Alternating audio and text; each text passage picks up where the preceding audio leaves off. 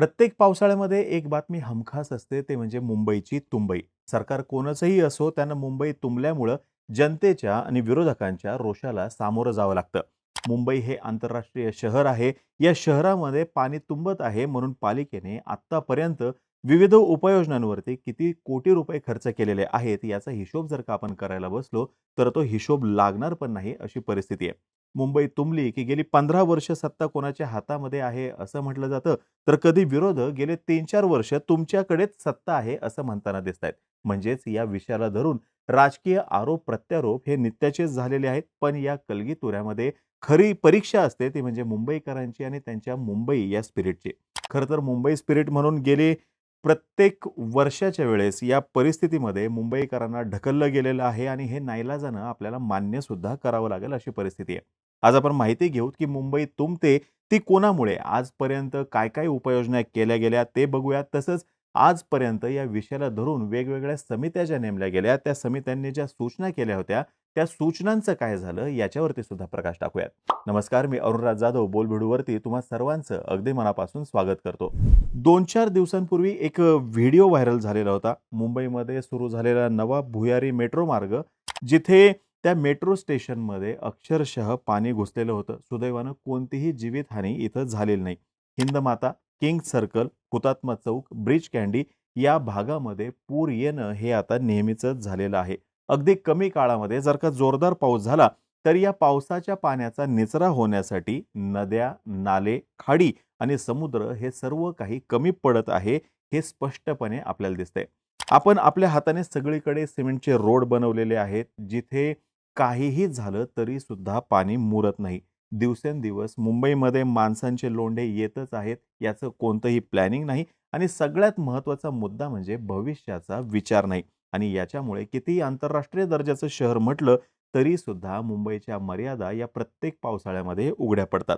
आता मुंबईमध्ये पाणी का साचतं हे सर्वप्रथम आपण समजून घेऊयात.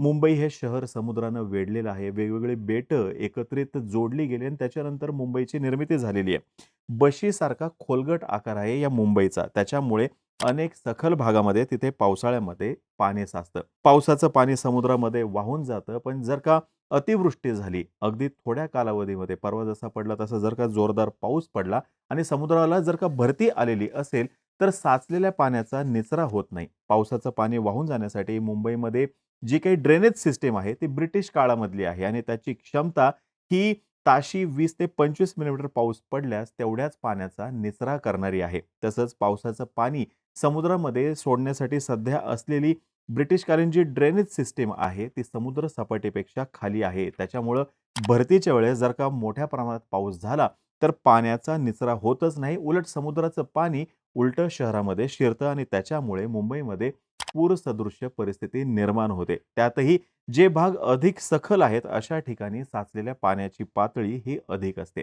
यासोबतच अजूनही काही महत्त्वाची कारणं आहेत जसं की ड्रेनेज सिस्टम जी आहे, या ड्रेनेज सिस्टममध्ये मोठ्या प्रमाणामध्ये प्लास्टिक आणि तिथं टाकलेला राडा-रोडा हे एक महत्त्वाचं कारण आहे. अचानक जर का पाऊस पडला, तर ते पाणी वाहून जाण्यासाठी ड्रेनेज सिस्टम ही जास्त खोल सुद्धा नाहीये आणि रुंद सुद्धा नाही. अजून एक महत्त्वाचं कारण म्हणजे मुंबईचं अनियंत्रितपणे झालेलं शहरीकरण. मुंबईमध्ये कन्स्ट्रक्शन करण्यासाठी मँग्रोव्हज, वेटलँड्स कशाला सुद्धा सुट्टी दिलेली नाही. त्याच्यामुळे नैसर्गिक पाण्याचा जो प्रवाह आहे किंवा पाण्याचा निचरा होणारी जी सिस्टीम आहे ती ब्लॉक झालेली आहे. अजून एक महत्त्वाचा मुद्दा, ड्रेनेज सिस्टीम ही मान्सूनपूर्वी साफ करणं अपेक्षित असतं. पण यावेळेस पाऊस हा वेळेच्या आधी आलेला असल्यामुळं आणि महापालिका प्रशासन त्याच्यासाठी तयार नसल्यामुळं सगळा गोंधळ उडालेला आहे आणि मग घाईघाईमध्ये काम केलं गेलं, मिसमॅनेजमेंट झालं आणि जे काही काम झालं ते अपूर्ण राहिलेलं आहे. टायडल इफेक्ट सुद्धा फार महत्त्वाचा आहे. मगाशी जसं म्हटलं की मुंबईचा समुद्र किनारा जो आहे तिथं भरती ओहोटी सतत सुरू असते. भरती आलेली असेल आणि जोरदार पाऊस जर का झाला, तर ड्रेनेज सिस्टम जी आहे, ड्रेनेज सिस्टम समुद्रामध्ये पाणी पुश करू शकत नाही आणि मग रिव्हर्स फ्लो सुरू होतो आणि बॅक फ्लडिंग होतं. मुंबईमध्ये समस्या जी आज दिसतीये, ती काही आत्ताची समस्या नाहीये. त्याच्यामुळे 1993 दरम्यान याच्यावरती उपाय शोधण्यासाठी Brihanmumbai storm water drainage project हा सुरू केला गेलेला होता. याच्यासाठी ब्रिटनमधील वॉटसन हॅकिंग्ज या कंपनीला हायर केलं गेलेलं होतं मुंबईमधील ड्रेनेज सिस्टीमचा अभ्यास करण्यासाठी. त्यांनी काही महत्त्वाच्या सूचना केलेल्या होत्या. मुंबईमधील 58 मेजर ड्रेनेज लाईन आणि 300 किलोमीटर मायनर ड्रेनेज जे आहेत ते रिकन्स्ट्रक्शन आणि अपग्रेडेशन करण्यासाठी त्यांनी सांगितलेलं होतं. यासोबतच इथलं एन्क्रोचमेंट हटवण्यासाठी सुद्धा त्यांनी सांगितलं होतं.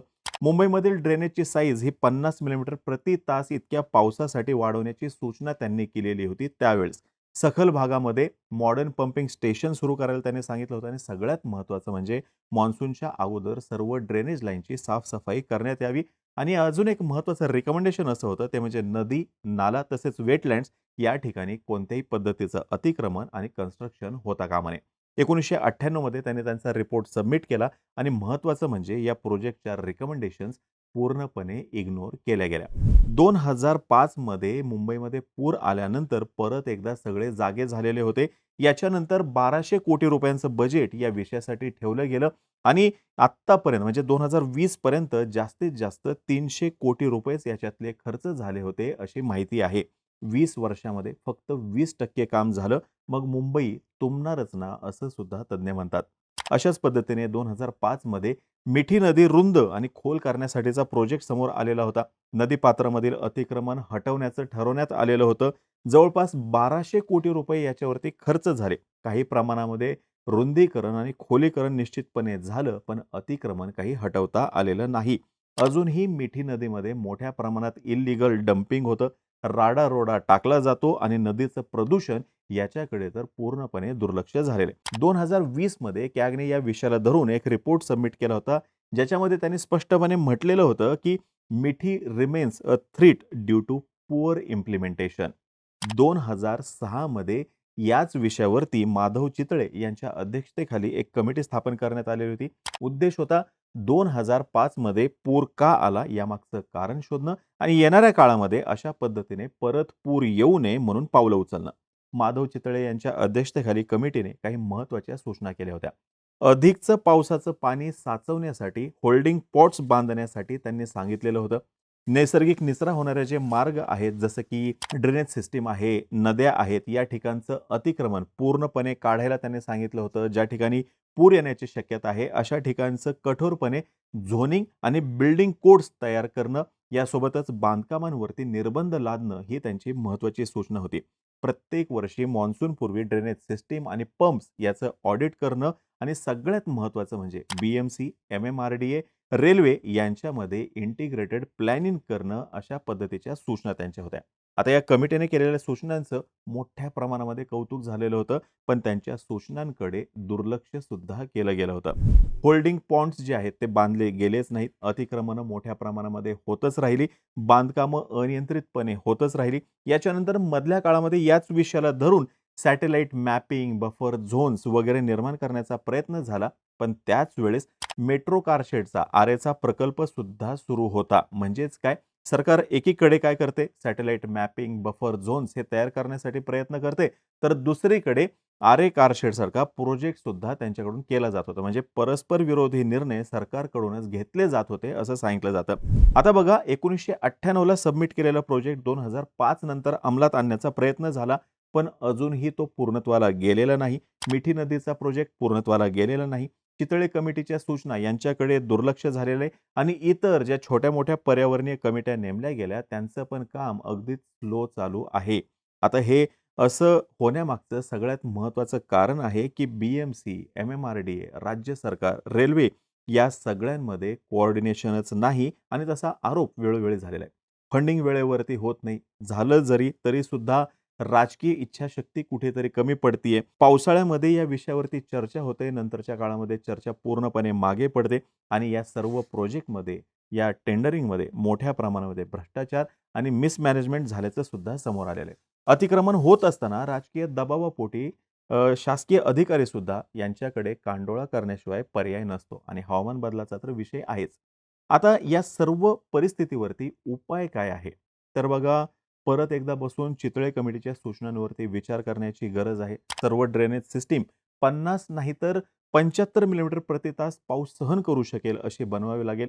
नदी आणि पाणथळ जागा याच्या बाजूचा झोन हा कठोरपणे नो कन्स्ट्रक्शन झोन म्हणून घोषित करावा लागेल आणि याच्यासाठी राजकीय इच्छाशक्ती दाखवत स्पेशल डिपार्टमेंट सुद्धा तयार करता आलं तरी सुद्धा चालेल.